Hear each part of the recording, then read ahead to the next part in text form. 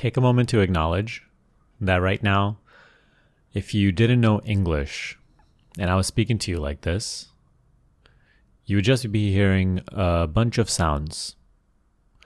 Your direct experience would be sounds are happening, they're appearing, and the moment they appear, they also disappear, being replaced by new sounds. It is the mind that registers the sound into a meaning, into a story, into images, into understanding, right? A mental understanding. But without the filter of the mind, or let's say the mind doesn't know this language, then it's just sounds appearing and disappearing. Take a moment to acknowledge that that's actually the case for all your experience. Now we're out of the realm of language, right? But I'm talking about everything in your experience, what you call the world, what you call yourself, all your experiences, all your situations, circumstances, achievements. Your direct experiences, all of this is just temporary images, sounds, sensations, feelings, thoughts. We can just actually call all of these things just sensations. They are just appearing and they disappear. Right? This is the Buddha's main teaching, one of his main teachings, that all experience, all phenomena is impermanence.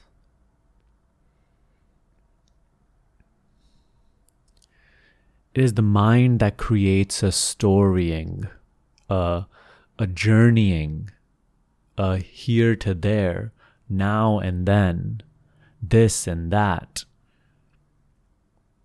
It gives meaning. And you don't do this consciously, right? Like right now, you're not consciously giving meaning to the sounds that are appearing out of my mouth and then taking meaning from them. It's your conditioning. It's what you've learned. It's an automatic filter of perception. Now that's happening with language, but it's happening with everything. There are so many assumptions, so many filters, filtering experience, which in truth are just very temporary sensations that arise, that appear and disappear, being replaced by new sensations that arise and then subside as well. And within any sensation, there isn't a self. No sound that appears and disappears has a self in it. No thought that appears or disappears has a self in it. No image, even the image of the body, doesn't have a self in it. So you must come to learn to look at all of experience in a very impersonal way. Because the way this constant filtering of the mind makes it appear to be is that there is a self in all of this stuff that is appearing and disappearing. That there is a self journeying through experience. And it is all assumption. And it is what holds us back from surrender. Because you see, surrender is the true nature. What it means to surrender is to learn to look at experience in this way, where you see all as sensations appearing and disappearing. You remain as the seeing. Become curious as what am I seeing? What is that which witnesses the experience coming and going? What is that which feels continuous while everything that I'm aware of is not continuous?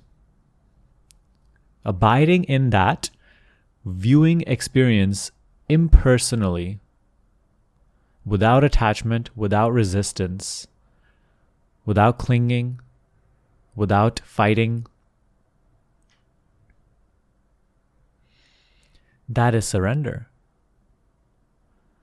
Becoming the empty seeing, perhaps the word empty is not even, it doesn't do it justice. The knowing in which all experience has momentary existence. Existence as long as it is seen. And it becomes very dreamlike.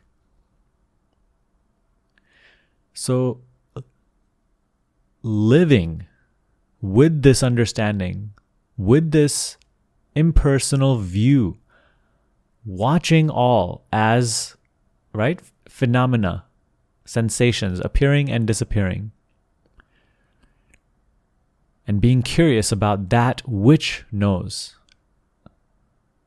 abiding as that which knows, without name, without shape, without color, without sensation. That is surrender.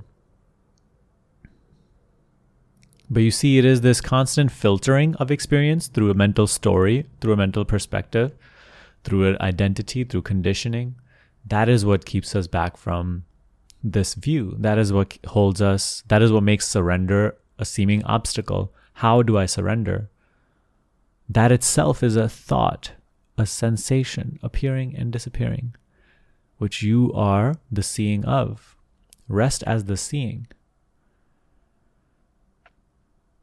You may say, but Sunny, I can't really live my life like this. You know, there is a certain amount of, there's relationships, there's work.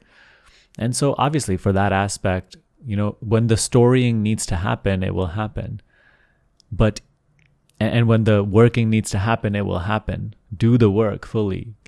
Go through your relationships fully. You're not trying to become a cold and insensitive person and not caring about experience. That's not the case. You're just no longer so interested and immersed and in blind belief within the storying, within the mental meaning. Look at that, like even when relationshiping needs to happen, the storying needs to happen. Step outside even that. Start to look at even that through an impersonal view. Because that is what you are. You know, you're not being asked to switch this for something else. You're being asked to rest what you are carrying and relax into your true, your already natural view without a filter. So you're not fabricating anything. So when the storying, when the working needs to happen, do it to the best of your capacity. Think into it. Do all that stuff. Try to make the best decision. But acknowledge that even that trying to make the best decision and the storying, all of that is just a bunch of sensations also appearing and disappearing. Learn to look at your thoughts in the same way you look at sounds appearing, right? Right now, the sound of my voice is in your direct experience is appearing and disappearing. Appearing for a moment and disappearing. Just like that, your thoughts are appearing and disappearing. Your thinkingness arising and subsiding. Just like there's no self in the sound of my voice that is appearing in your experience and disappearing, there's no self inside of your thinking that is appearing and disappearing. Become this vessel in which these temporary phenomena appear and disappear, and abide as that which sees, that which knows. See all as impermanent. See all as having no self here or there. So it's a mere letting go of being just on the surface of experience. On the surface of experiences, right? Life as you know it.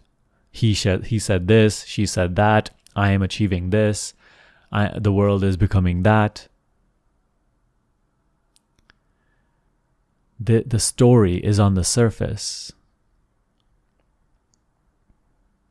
There's a quote by Nisargadatta Maharaj. He said, as long as you're so interested in what happens, you'll never have enough time to go to the root.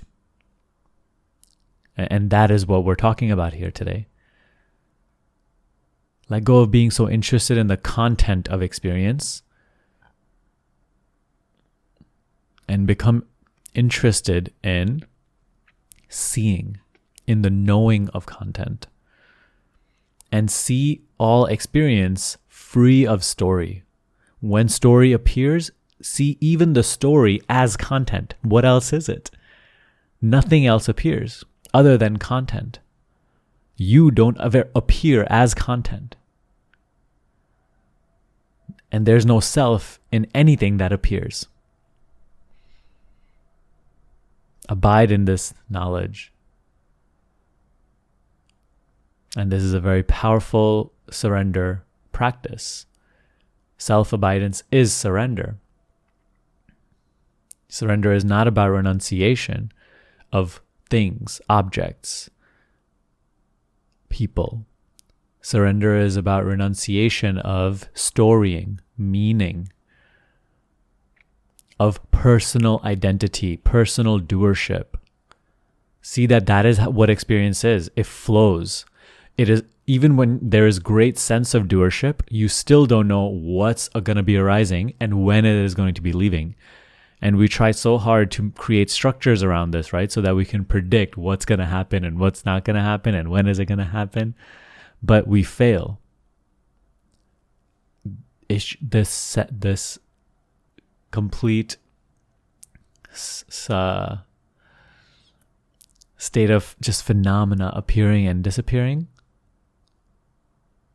it is already happening. You don't have to make it happen. You don't have to push it to a certain flow in a river. You don't have to push it. You don't have to be in charge of making the turns. All is happening. Even when it feels like you have to make this decision and steer your life this way or that way, make the decision, right, to the best of your capability. But understand that you are even out of that decision-making process. I wonder if you get that one. I wonder if we now have confused you. So this is something that you'll have to play around with and see that truly, even the decision-making with the thoughts and this and that, how to surrender, there's no self here. Even that is just temporary phenomena, sensations appearing and disappearing. This is the beginning of surrender.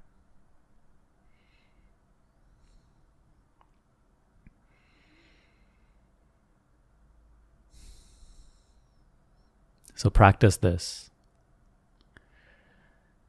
Obviously, this is also inquiry. Inquiry and surrender are just like that, you know? So I'll place another video that I think you should watch regarding surrender here on the end screen of this video. Make sure you go watch that. And if you need any help to go deeper into this, also check out my resources in the description box below on surrender, inquiry, acceptance. Best of luck.